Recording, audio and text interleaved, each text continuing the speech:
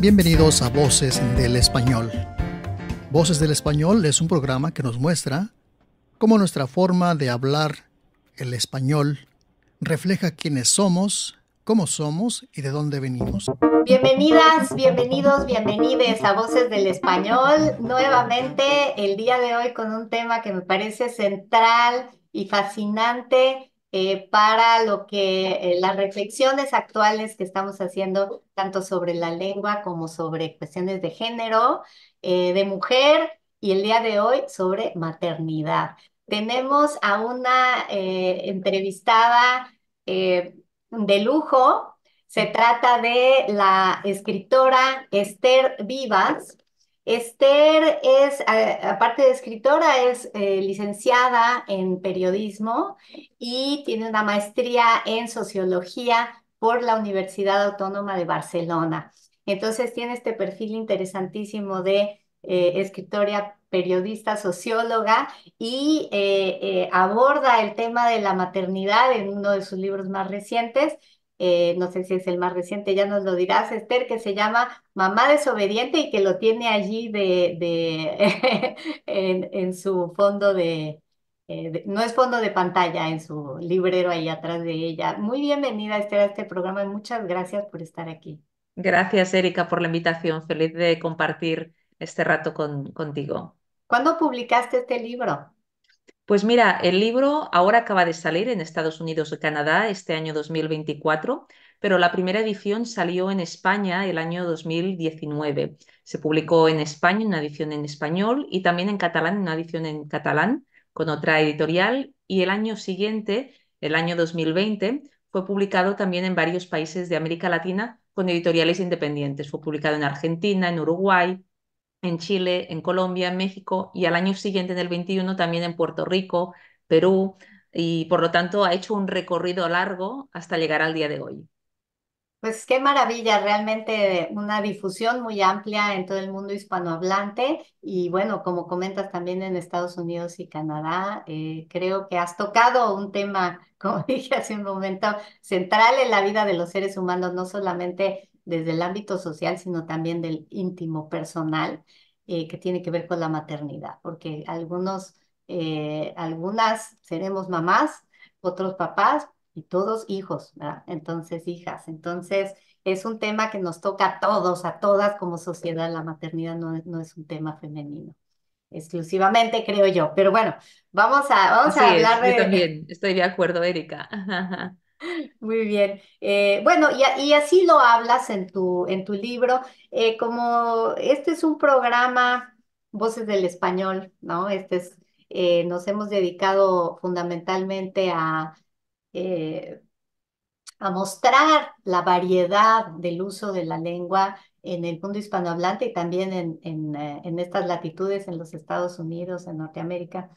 Eh, Me llamó mucho la atención de tu libro toda una serie de terminología que alguna la retomas, alguna quizá la acuñas tú misma en tu libro, eh, y que nos da cuenta de toda una nueva reflexión sobre el tema.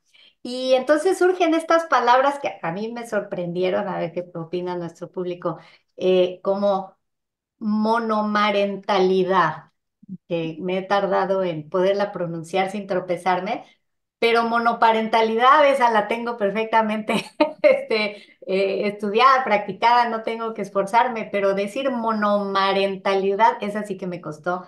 Y tiene todo el sentido del mundo porque la gran mayoría de los hogares monoparentales, como tú documentas en tu libro y bueno, creo que te centras fundamentalmente en datos de España, de tu país, eh, pues son hogares en donde es una mujer la que lleva el hogar, ¿no? Entonces, bueno, pero como muchos términos, ¿eh? Monomarentalidad, adultocentrismo, matriactivismo, adultocentrismo, etcétera. Entonces, bueno, hay una terminología muy interesante y entonces a mí me gustaría pedirte que nos compartas a través de estas terminologías qué quieren decir estas terminologías y por qué te pareció necesario acuñar estas palabras o de dónde las tomaste, si es que no son tuyas las propuestas, a qué responden? ¿A qué responden? Entonces, si te parece bien, Esther, ¿qué te parece si empezamos con esta palabra que me costó trabajo, monomarentalidad? Sí, la monomarentalidad es un concepto que yo reivindico desde una perspectiva política. Es decir, en general se habla de monoparentalidad y en este concepto se incluyen esas familias que están encabezadas por un solo progenitor, ya sea padre o madre.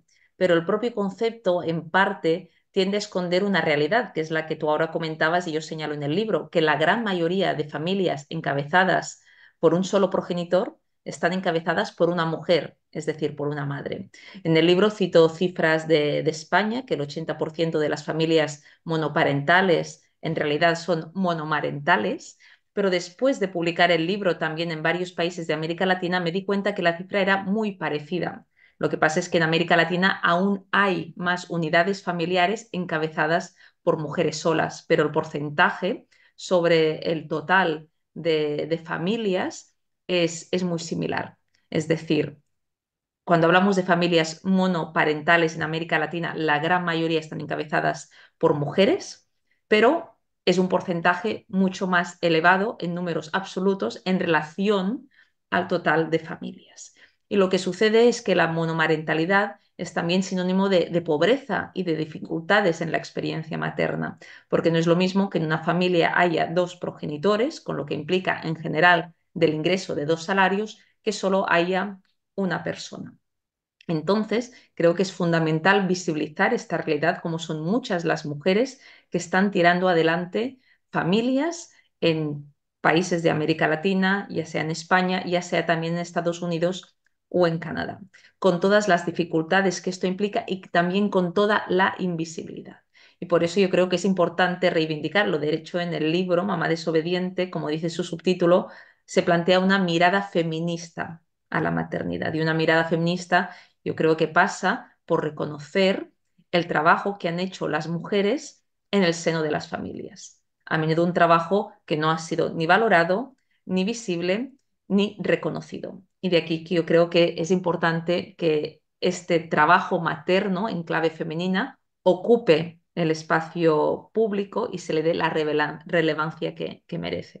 Claro, y que la lengua de alguna manera aquí nos ayude a dar esa visibilidad que necesita. Claro, la lengua construye realidades y lo que sucede es que en general la mirada que tenemos a partir de la lengua es una mirada que corresponde a un diseño de esta sociedad, un diseño social y cultural que no está pensado para valorar el trabajo de cuidados, que es un trabajo que históricamente hemos hecho las mujeres. De aquí que a menudo las palabras lo que hacen es determinar una construcción social y cultural que esconde la realidad y en particular esconde la experiencia y el trabajo de las mujeres, en este caso en lo que hace referencia a el maternaje. De aquí que creo que es importante, como decía antes, políticamente reivindicar este concepto de monomarentalidad en la medida en que visibiliza que la mayor parte de familias con un solo progenitor al frente, pues son familias encabezadas por mujeres, con todo lo que Sí, implica de violencia y discriminación para estos núcleos familiares. claro, en efecto, la lengua construye realidades y las realidades construyen lengua, que es lo que está sucediendo con tu libro, ¿no? O sea, una realidad nueva, una reflexión nueva, donde se empieza a visibilizar todo esto, pues construye también nueva lengua, que son estas terminologías nuevas que surgen, ¿no? O reinterpretaciones de otras palabras que quizá ya existían, ¿no? Y Antes de si me empezar el permites, programa. Erika, de Sí, hecho, muchas adelante. de estas palabras que tú nombrabas, lactivismo, matriactivismo, adultocentrismo, pues son palabras que implican narrar la maternidad desde otra perspectiva, desde una perspectiva donde ponemos en cuestión el ideal materno tradicional y donde ponemos en cuestión que la maternidad y el cuidado tenga que ser una tarea exclusivamente femenina. Es decir, lo que se plantea es que hay que dar valor a estas prácticas y que deben de ser asumidas por el conjunto de la sociedad. Y esta nueva nomenclatura, por decirlo de algún modo, bebe de un contexto de reivindicación política y social que ha cambiado mucho en los últimos tiempos. Es decir, sin la nueva ola feminista que ha emergido en los últimos años, en particular en América Latina, pero también en Estados Unidos, en Canadá, en España, no estaríamos hoy hablando de este tema, ni lo estaríamos hablando con estas palabras. Palabras que nos llevan a repensar la maternidad en otros términos, a reivindicarla de otra manera y también a denunciar determinadas prácticas, como es la violencia obstétrica o esta mirada adultocentrista o niñofóbica a lo que son las prácticas maternas y las relaciones sociales. Sí, bueno, yo un poco como mi tema de trabajo es la lengua como lingüista, siempre estoy reflexionando o me llaman la atención las palabras que utilizamos. Antes de que yo me asumiera como feminista, que ahora ya me asumí, pero hace algunos años sinceramente no era un tema que tuviera yo en la cabeza, pero sí me tocó vivir, bueno, pues la vida de mamá, ¿no? De un hijo que acaba de cumplir 18 años. Entonces, pues este acompañamiento en las escuelas y siempre el llamado a las reuniones, a las reuniones de padres, ¿no? Las juntas de padres y de padres. Yo decía, pues, ¿dónde están los padres? Yo veo puras mamás, ¿no? Entonces, ¿por qué? Pero se llaman las juntas de padres, ¿no? Y aquí en donde trabajo en UNAM Chicago también, nos piden mucho los talleres para padres y talleres para padres. Y cuando vamos a las escuelas, pues yo veo puras mamás. Y entonces les digo, oiga, pues ya llamémosle talleres para madres. O si se van a llamar talleres para padres porque hay de los dos, pues que vengan, o sea, que vengan los papás y con gusto les llamamos talleres para padres que incluyan padres y madres, pero les estamos llamando talleres para padres en una supuesta neutralidad que es irreal, porque no es cierto que haya la mitad de padres, bueno, ya no se diga la mitad ni el 20% como lo de la monomarentalidad, ¿no? O sea, la monoparentalidad 80% femenina, pero aquí sí verdaderamente a veces es el 100%, estamos puras mujeres ahí. De pronto se cuela un papá, ¿no? Pero Sí, no se trata nada más de decir, ok, somos puras mamás y vamos a visibilizarlo, no, somos sí. puras mamás y tienen que estar los papás y aparte todos tenemos que ser parte de, y no se trata de, en fin, ¿qué quieres decir, Esther? Sí, sí, que lo que quería señalar es que precisamente este lenguaje, al menos aquí en España, ha ido cambiando y no sé si en algún otro país de América Latina. Es decir, cuando yo era pequeña, se llamaban asociaciones o grupos de padres. Luego cambió y se empezó a llamar grupos de padres y madres. Ahora se llaman grupos de familias, porque el lenguaje va acompañando también cómo evoluciona la sociedad, afortunadamente, a pesar de que a algunos no les interesa que evolucione tanto, porque hay familias que solo hay madres. ¿Cierto? Entonces, tú llamas a un grupo de la escuela, ¿no? La asociación de padres y madres, y si una familia solo tiene madres, y a lo mejor una familia a lo mejor tiene personas no binarias que no se reconocen ni como padres ni como madres. Entonces, ahora un concepto que se está utilizando mucho aquí, por ejemplo, es el de asociación de familias, ya ni padres ni madres, familias. Pues qué bueno, en México no lo he visto. A mí me siguen convocando a reuniones de padres y queridos padres de familia y queridas, ¿no? Queridos padres de familia. Entonces, no me ha tocado, pero me parece una muy buena propuesta decir reuniones familiares, reuniones de familias o reuniones de... Porque a veces en México lo que sí ocurre mucho es la presencia de las abuelas y abuelos en la crianza. Entonces, Por allí ejemplo. también o sea, es familia, ¿quién cuida? A veces incluso las personas cuidadoras, de que no son necesariamente familiares, están allí en las reuniones para enterarse de ciertas cosas. Entonces, bueno, qué bien poderlo abrir y que, pero eso, no dejarlo pasar inadvertido, ¿no? ¿Por qué reuniones de padres? Y aquí no, casi no hay, ¿no? Bueno.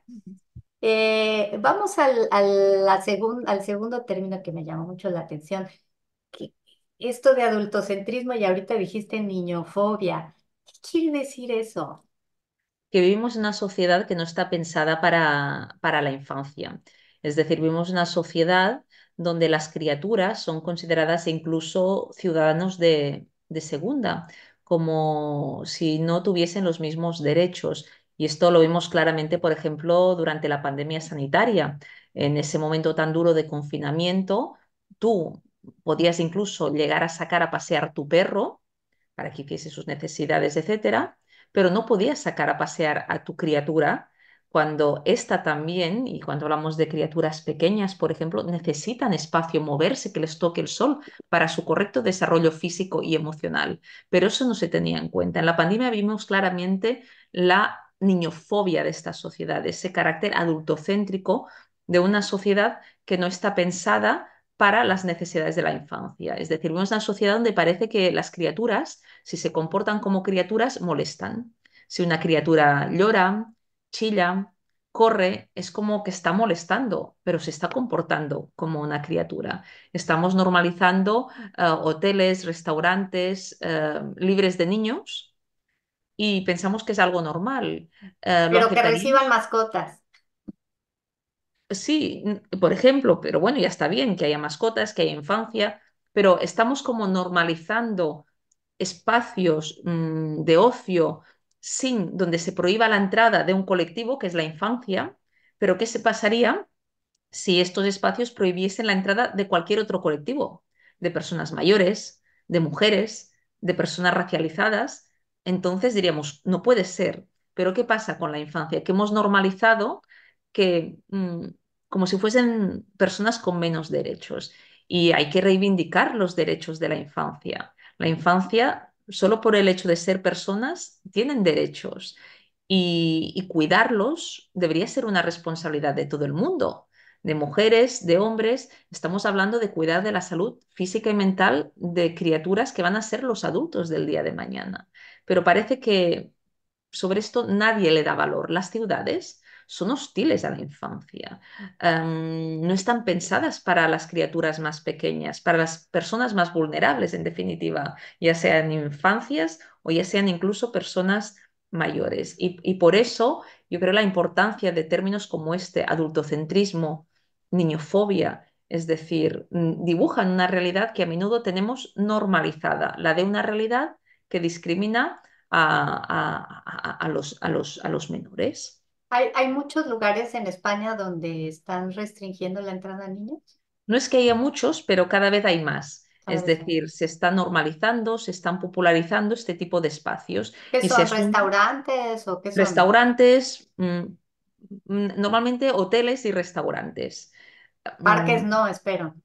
Dime, no, Parques no. parques no, son espacios privados Acá en Estados donde, Unidos han hecho parques para mascotas, playas para mascotas, o sea, para claro. separar, ¿no? Pero no he visto No, restricción de espacios niños, públicos pero no, pero al final es cómo acabamos normalizando esta realidad o ok. cómo consideramos que los niños molestan. Es decir, cuántas veces si tienes un niño pequeño, a lo mejor tus vecinos se han molestado porque ese niño gritaba, chillaba, corría, pero si tú pones la música alta, pues no considerarán que molestes porque está normalizado. Y es aquí Ujú, lo que yo quiero señalar. Al final las criaturas se sí, comportan como criaturas. El problema es si no lo hiciesen.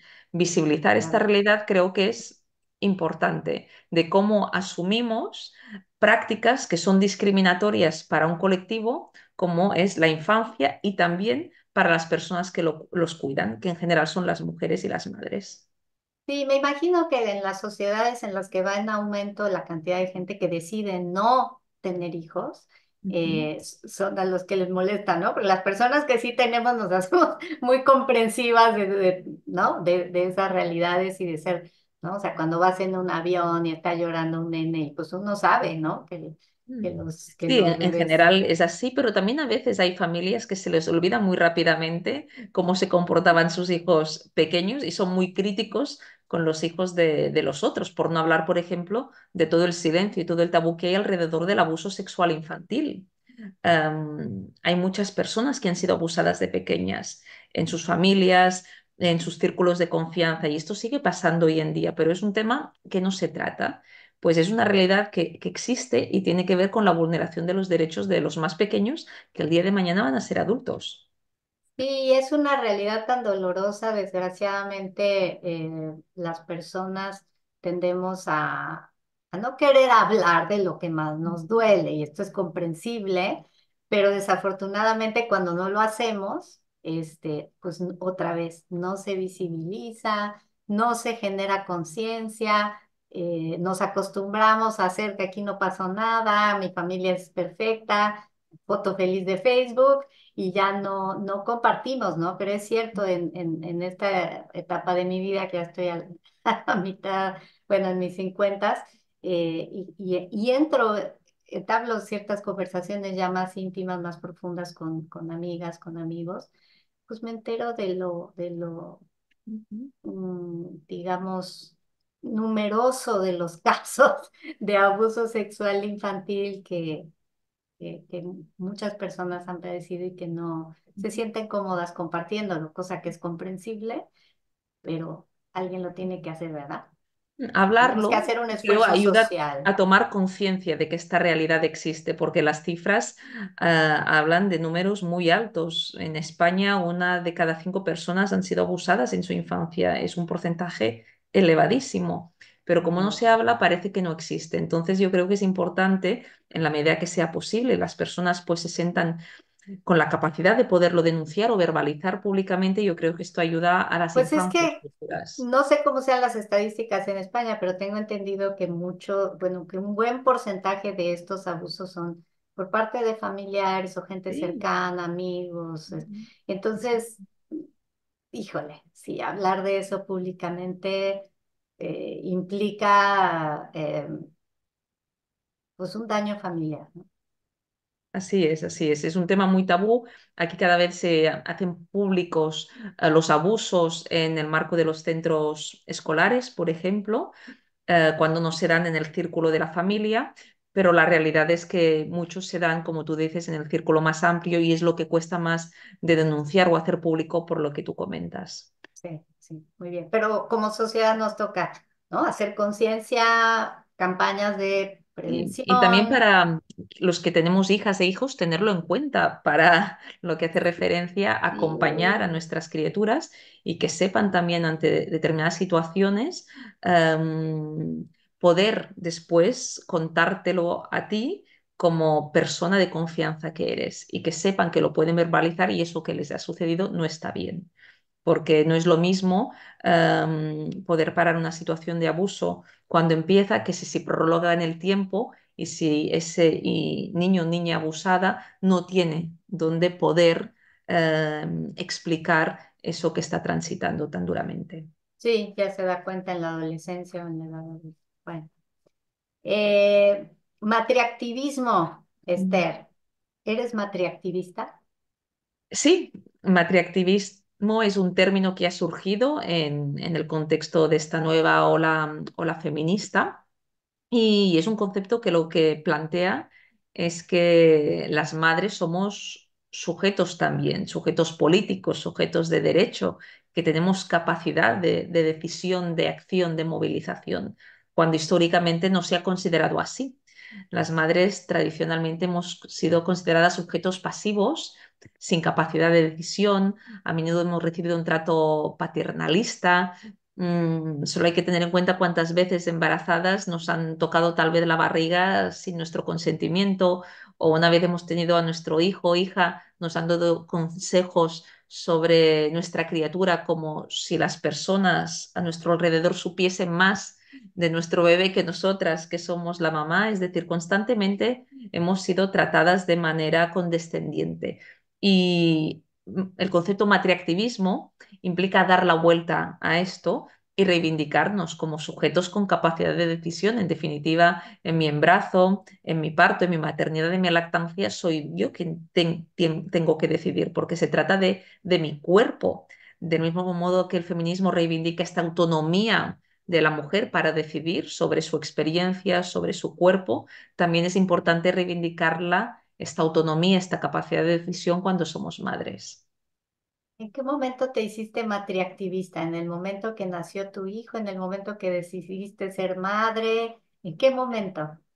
Bueno, yo siempre me he considerado feminista y una vez me convertí en madre, pues llevé esta mirada y este sentir a mi experiencia materna. Y entonces tomé conciencia de cómo de invisible es la maternidad real, cómo de invisibles son las múltiples violencias y discriminaciones que sufrimos las madres. Y yo creo que allí es donde pasé a ver mi propia experiencia materna y la de muchas mujeres desde una óptica política. En concreto, para mí, un elemento de indignación muy fuerte cuando me quedé embarazada fue tomar conciencia de la violencia que sufren tantas mujeres a la hora de dar a luz, lo que se conoce como violencia obstétrica. Para mí esto fue la indignación que dio paso a la escritura de este libro, de Mamá desobediente, ¿no? El hecho de Sí. constatar una realidad de abuso, de discriminación y de violencia que es normalizada y es aceptada como tal. ¿Qué es la violencia obstétrica, Esther? ¿Qué fue lo que tanto te indignó? Pues la violencia obstétrica consiste en el conjunto de prácticas que llevan a cabo los profesionales de la salud cuando atienden el parto, pero también cuando atienden el embarazo o el posparto. Y estas prácticas causan un daño físico y o emocional en la mujer y en la criatura. Por ejemplo, violencia obstétrica es que te induzcan tu parto sin necesidad, que te lo provoquen cuando no es necesario. Significa que no te informen adecuadamente de los procedimientos que se están llevando a cabo mientras estás dando a luz. Violencia obstétrica significa que te falten al respeto, que te traten de manera condescendiente, que te hagan tactos vaginales múltiples personas sin presentarse ni explicarte por qué te lo están haciendo. Violencia obstétrica es que te hagan una cesárea innecesaria, una episiotomía por rutina, te separen de tu criatura nada más nacer. Todo esto es violencia obstétrica. Pero nos han dicho que parir es esto, lo hemos normalizado.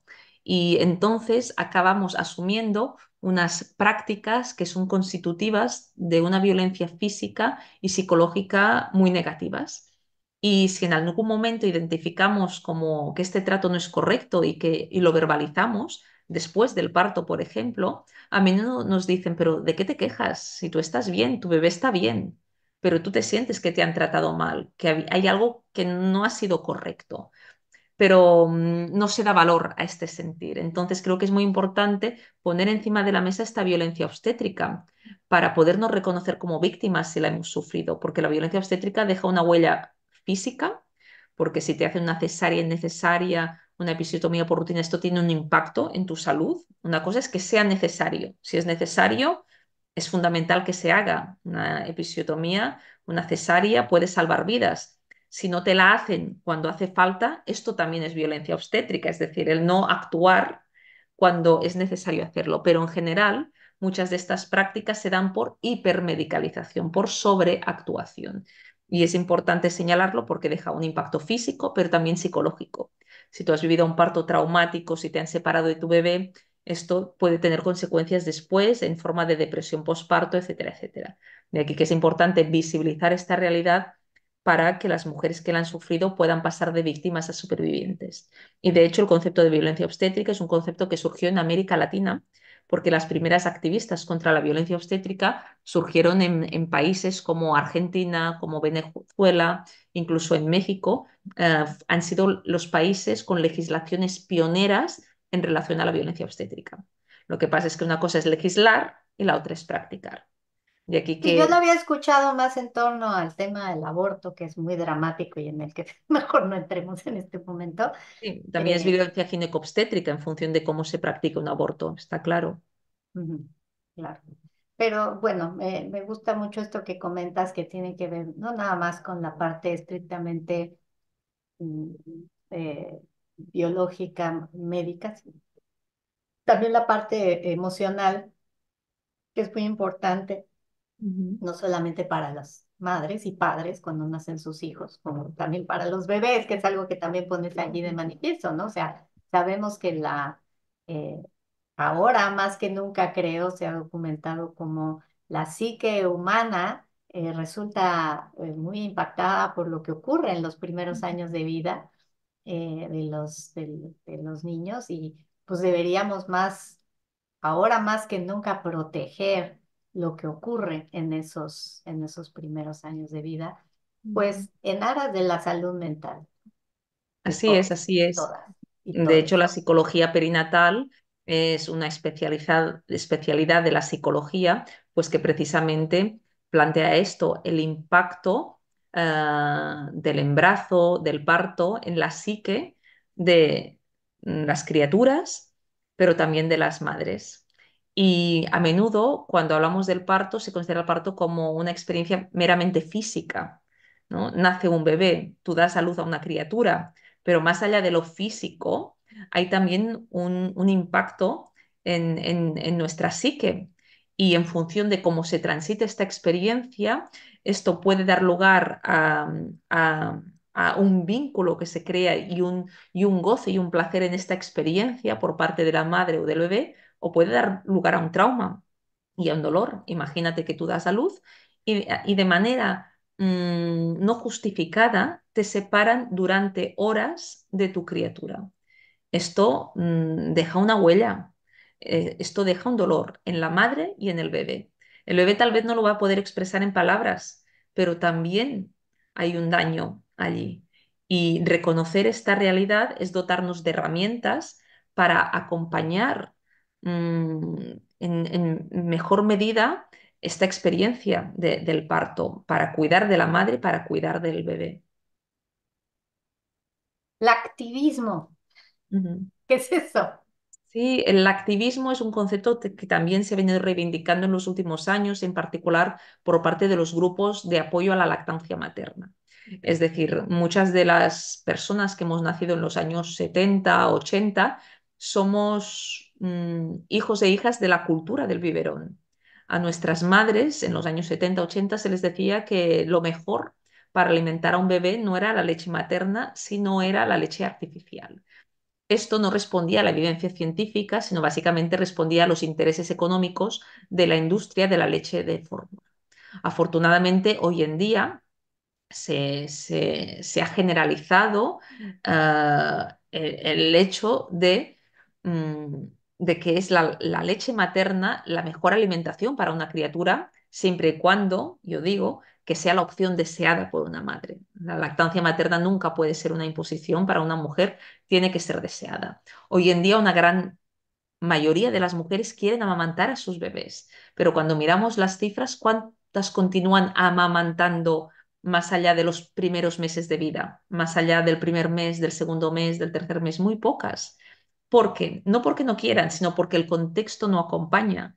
Tenemos unas licencias de maternidad ridículas, muy cortas. En Estados Unidos ni existe una licencia de maternidad pública general para todo el estado, depende de la empresa para la cual trabajes.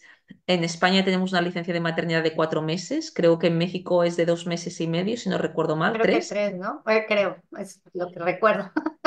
Entonces, es una Pero siempre sociedad sujeto a negociación. Ah, no que sé, es, no sé. que es hostil a la lactancia materna. El activismo que reivindica que hay que acompañar a esas madres que quieren amamantar a sus bebés y que tenemos que poder amamantar a nuestros bebés el tiempo que queramos y en aquellos espacios donde queramos. Porque a veces incluso sacar el pecho en un espacio público puede incomodar, puede ser considerado obsceno o puedes recibir miradas lascivas. Tenemos que reivindicar también nuestro cuerpo en clave política y poder amamantar a nuestro bebé. Amamantar a nuestro bebé no es algo obsceno, es dar de comer a una criatura que lo necesita. Y el Claro. activismo precisamente lo que reclama es esto, es normalizar la práctica de amamantar en espacios públicos y reivindicar que es una práctica que la sociedad debe de acompañar, no debe de boicotear como a menudo sucede.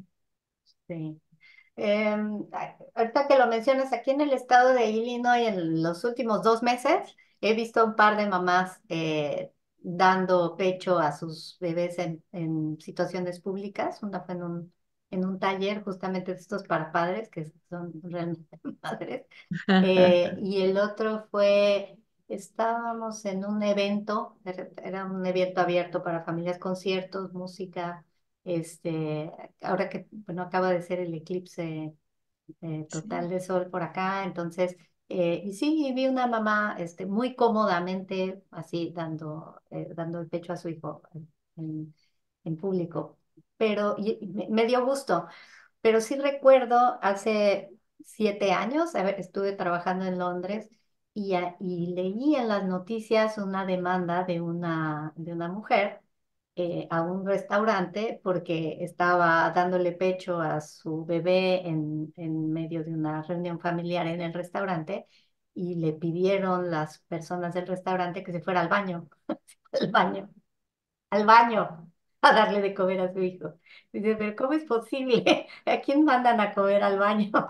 ¿No? Entonces, o Exacto. sea, hay unas ideas un poquito extrañas ahí, Sí. De interesantes. hecho, UNICEF hizo una campaña en su momento para denunciar precisamente esto y era una campaña donde se veía a varias madres dando de mamar a sus criaturas en baños mugrientos. Y al final se trata de esto, de dar de comer a un bebé. ¿Quién comería en un baño? Nadie, ¿no? Entonces, está bien también que existan salas de lactancia, pero a menudo hay salas de lactancia al lado de los baños y huelen mal. ¿Por qué no podemos amamantar a nuestro bebé si lo deseamos en un espacio público? Y afortunadamente, Erika, como tú bien señalas, cada vez hay más mujeres pues que ocupan ese espacio público. Al final, amamantar a tu criatura en un espacio público es un acto político de ocupar ese espacio y de dar visibilidad a una práctica materna que tiene que ver con el cuidado de los bebés.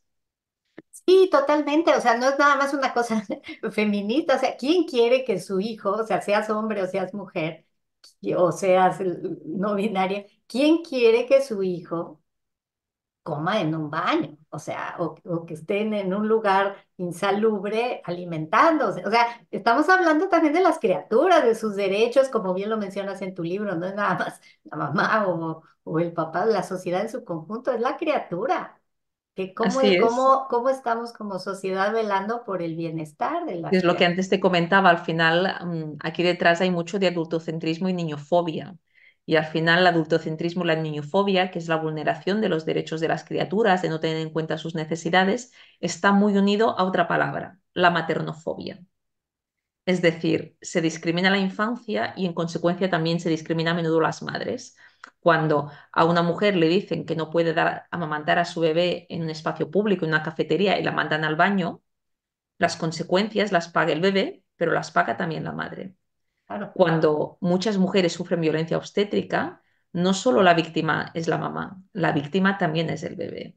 Entonces yo creo que hay que entender que a menudo los derechos de la infancia, en particular la pequeña infancia, van muy unidos a los derechos de las madres. Y esto es lo que yo reivindico en el libro Mamá desobediente, que las madres tenemos derecho, derecho a decidir en nuestro parto, en nuestro embarazo, a no ser discriminadas en el empleo, a no ser constantemente juzgadas, a no considerar que la maternidad es solo una responsabilidad nuestra, a no ser señaladas como mala madre por no responder a unos determinados cánones o estereotipo de maternidad. Es decir, al final los derechos de las madres pasa por reivindicar una maternidad que sea placentera, que no sea violentada, que no sea abusada. Muchas gracias, Esther. Estamos llegando al final de esta entrevista. Y bueno, pues todavía me quedan un par de términos. La verdad es que podríamos continuar hablando de este tema Totalmente. muchísimo, pero bueno. Tienes por allí un término que está en inglés que me llamó la atención, que hablas de la superwoman, ¿no? Que creo que es algo que podríamos mencionar y te preguntaba antes de esta entrevista si conocías un término que creo que se acuñó aquí en los Estados Unidos, que es el de soccer mom. Ya me dijiste que no, pero bueno, por qué mencionas a la superwoman? Sí, porque vivimos en una sociedad que quiere que seamos madres como si no tuviésemos hijos, es decir, quiere que seamos superwomans, que lleguemos a todo, que estemos siempre disponibles para el empleo. Y esto es imposible llegar a todo como madre. Pero también vivimos en una sociedad que quiere que seamos esa madre sacrificada de toda la vida, en definitiva, que seamos que seamos al final una madre como si no tuviésemos un empleo. Es decir, vivimos en una sociedad es eso, ¿no? Que quiere que seas una empleada como si no tuvieses hijos y que seas una madre como si no tuvieses empleo. Imposible. Es decir, tenemos un ideal materno, se establece un ideal materno que es inasumible, que es tóxico, que nos plantea una realidad que no es cierta. Es imposible ser una supermami, es imposible ser una superwoman, es imposible llegar a todo como madre, porque ser madre implica equivocarse, ser madre implica fracasar, ser madre implica no poder más, ser madre implica quejarse. Pero nos han dicho que si hacemos todo esto somos mala madre. No, es que ser madre es precisamente esto. Ser madre en esta sociedad es muy, muy, muy difícil. Y esto es lo que planteo en el libro, reconocer cuál es la maternidad real para podernos reconciliar con esta maternidad, para rebajar expectativas, para entender que ser madre es no llegar a todo y hacer lo que podemos en las circunstancias en las cuales nos encontramos. Claro, hay un reacomodo además que es necesario con esta inserción de la mujer en el mercado laboral o digamos pues un poco se ha ampliado el papel de la mujer en el mundo laboral, pues también una inserción y una ampliación de los hombres o todos los cuidadores posibles al mundo doméstico, al mundo doméstico, ¿no? Para poder balancear, ¿no? No, o sea, no se trata a lo mejor de igualdad, pero sí de equidad, ¿no? Bueno, al final se trata de que todo el mundo debería cuidar. De hecho, si tú cuidas a una persona dependiente, cuidas a un menor, cuidas a una persona mayor, esto te sitúa en otro lugar en la sociedad. Ves la sociedad de otra manera, ves las Claro, dificultades que tenemos a la hora de cuidar, ves la invisibilización de las personas dependientes, porque como no dan beneficio económico, son como invisibles, como si no tuviesen derechos, ya sean infantes, ya sean personas muy mayores, ya sean personas enfermas, y cuidar de estas personas te sitúa en otro lugar, te da otra mirada. claro, te Todo el mundo sensibilizas. debería cuidar. No solo tenemos derecho a ser cuidados, deberíamos todos de tener el deber de cuidar a otros. Totalmente, yo observaba que la gran mayoría de las personas que recogen a sus hijos de la escuela, en la escuela donde estaba mi hijo, éramos mujeres, como era una escuela bicultural francés, franco-mexicana, sí había padres, hombres, que recogían a sus hijos de la escuela, pero mexicanos no, Ujú. solo mujeres, ¿no? Entonces era una cosa como cultural. Y yo pensaba, a ver, pues las que estamos aquí formadas, todas trabajamos, las que yo conocí a las mamás de los compañeros de mí. Y también estos señores, ¿no? Y estos señores franceses que estaban allí, pero los hombres mexicanos no. Y eh, la respuesta cuando yo preguntaba decía, no, no, pues es que están trabajando. Yo decía, pues estos señores franceses también trabajan y aquí están. Y seguramente en sus empresas, en sus trabajos, ven distinto, ¿no? A sus empleadas, empleados, ¿no? Que dicen, tengo que salir a tal hora a recoger a mi hijo de la escuela, ¿no? Los que no, pues es como si no existiera la necesidad de ir a recoger niños a la escuela, ellos nomás llegan y los niños ya están, ¿no? Llegan a casa y la comida está servida, los niños ya se han duchado, etcétera, etcétera.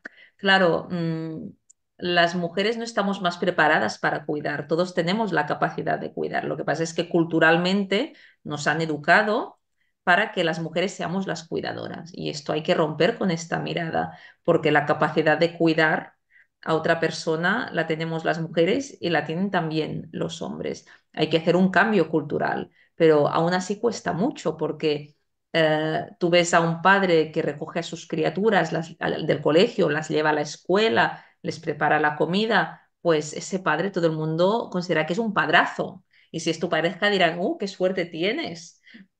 Y si lo haces tú, ¿qué pasa? ¿Que se considera lo normal? Nadie, Hay nadie es que, suertudo. lo que hay que hacer es entender que la práctica del cuidado y del maternaje pues debe ser ejercida por mujeres y hombres, es decir, los padres no están para ayudar, los padres están para asumir sus responsabilidades, para ser corresponsables, porque esa criatura es igual de hijo o hija de la mamá que del papá. Entonces, la responsabilidad tendría que ir a medias y la carga del trabajo y la carga mental también de pensar en todo lo que se tiene que hacer en relación a ese bebé, a ese niño, a esa niña, debería de estar repartida equitativamente y la realidad no es así. Claro, aún los privilegiados que tienen la capacidad de contratar cuidadores Ujú. para sus hijos, el que lleva la carga, la que lleva la carga de buscarla, conseguirla, contratarla, organizarse con ella, pagarle, Y los cuidadores son llevar la mujeres otra vez. bitácora. Suelen ser mujeres, también hay hombres, pero suelen ser mujeres. Y bueno, el cuidador, la cuidadora, como dices, la figura del cuidador en general, que suele ser en el imaginario social, mujer, y por eso que nos cuesta tanto usar la palabra enfermero, ¿no? O sea, Ujú. siempre dicen las enfermeras, yo digo, ¿y que no hay enfermeros? Bueno, sí, pero o sea, Bueno, y las también está enfermeras. vinculado a una cuestión de prestigio social, es decir, cuando tú hablas en el ámbito sanitario de los puestos más elevados, hablas de médicos, no hablas de médicas, cuando cada vez hay más mujeres, pero como se considera una tarea con una responsabilidad también y una jerarquía, se asocia a lo masculino, aunque esté ejercida por mujer. Cuando hablamos de enfermería, como es una jerarquía inferior, evidentemente hay más mujeres, pero aunque haya hombres, se habla de enfermeras, porque también es lo que antes decíamos, el lenguaje está basado en una construcción social y cultural que da valor a unas responsabilidades y a unas prácticas y a un trabajo masculino y en cambio infravalora aquellas tareas o aquellas áreas laborales históricamente o tradicionalmente feminizadas.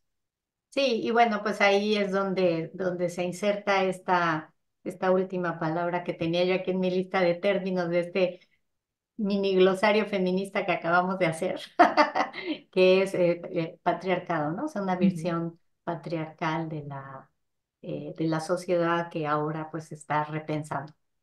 Claro, en definitiva, el concepto de patriarcado tiene que ver en cómo se organiza esta sociedad, a qué da valor a esta sociedad, a qué no da valor. Y vivimos una sociedad donde históricamente los trabajos vinculados a lo femenino, que han estado a cargo de las mujeres, que han sido trabajos de cuidados, han sido tareas invisibles, no valoradas, no remuneradas, que se considera que tienen que hacer las mujeres porque somos mujeres.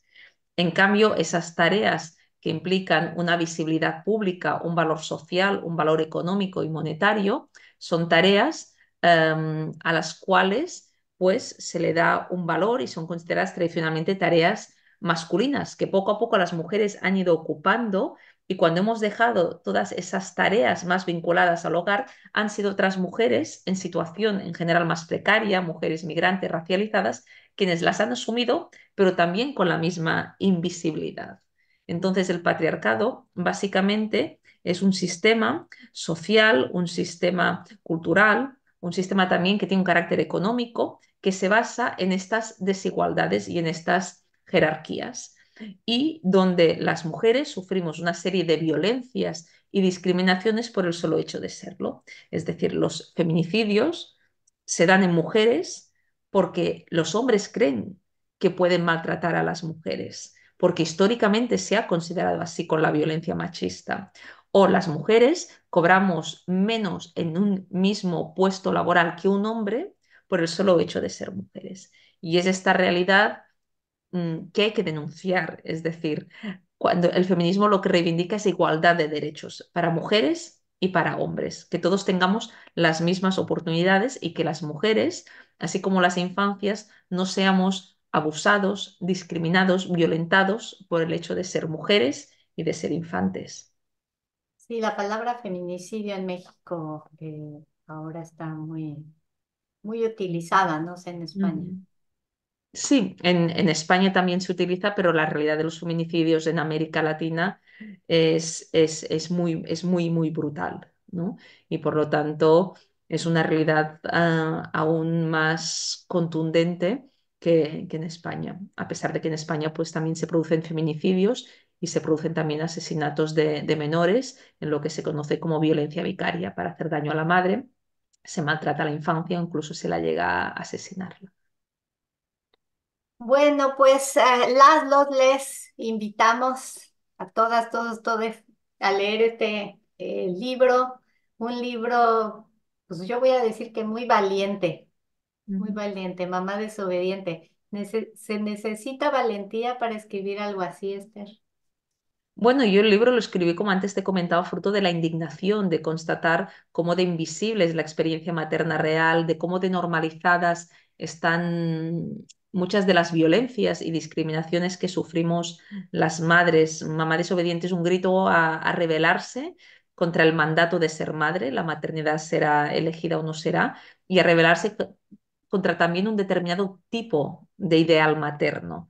Es decir, no podemos ser superwoman, no podemos ser supermamis, no podemos ser la madre ideal. Somos la madre que podemos ser y hay que reivindicarnos como tales, como sujetos de derecho con capacidad de decisión. Y eso es lo que plantea el libro Mamá desobediente, que es un ensayo sociológico, periodístico sobre la maternidad, donde también parto y planteo muchas de mis experiencias personales en clave autobiográfica y recojo la experiencia también de muchas mujeres, sacando del armario muchos temas que habitualmente o históricamente o tradicionalmente han sido silenciados, temas vinculados a la infertilidad, a la violencia obstétrica de la que ahora hablábamos, al dolor tras una muerte gestacional, a tantos temas que han sido tabú, pero que gracias a la nueva ola feminista poco a poco están ocupando el espacio público. Sí, ya no tuvimos tiempo de abordar ese tema de la infertilidad bueno, cómo ha aumentado en las Ujú, sociedades actuales. Bueno, tú lo documentas en España y aparte lo viviste, ¿no? ujú, Como la sí. necesidad de acudir a estos Ujú, apoyos para la fertilidad y todo lo que te encontraste allí. ujú, Entonces, sí, en verdad que creo que es un tema de creciente interés y muy valioso que hayas compartido tu experiencia. Muchísimas gracias, Esther, por además, pues buscar este espacio en este programa para darle más difusión, que ya le has hecho bastante y en varios países, pero se ve que eres una mujer incansable, que buscas cualquier espacio que sea accesible para dar a conocer esto que sí creo que es importantísimo y pues los temas tabú hay que tratar de rescatarlos y ayudarnos a todos a sanar esas ujú. heridas sociales que venimos cargando. Sí, de hecho, el libro Mamá desobediente se ha publicado en Estados Unidos en español, precisamente dirigido al público latino, a muchas mujeres latinas, porque también son las mujeres latinas las que a menudo sufren más violencia también y discriminación en la atención al parto o en los puestos de trabajo, y por lo tanto también dar estos instrumentos para que las mujeres que se encuentran en situaciones difíciles, en situaciones de monomarentalidad, en situaciones donde a veces ya no puedes más y no llegues a todo, pues a través de este libro Mamá desobediente, pues también encuentren un apoyo, un abrazo y una manera de sentirse más acompañadas en esta experiencia materna que no siempre es fácil. Sí, y estas mujeres migrantes, como bien mencionas, que están ahora cuidando a los hijos de otros y de pronto no cuidan a los propios porque tampoco pueden llevar a sus hijos a donde cuidan a los de otros, es Exacto, realmente, son temas sociales exacto. que hay que abordar, que hay que abordar a todos los niveles. Muchísimas gracias, Esther, por poner este tema Gracias. sobre la mesa para todos. Y bueno, pues a todos los que nos escucharon, muchas gracias y los espero en el siguiente Voces del Español. Muchas gracias, Esther. Bye, chao.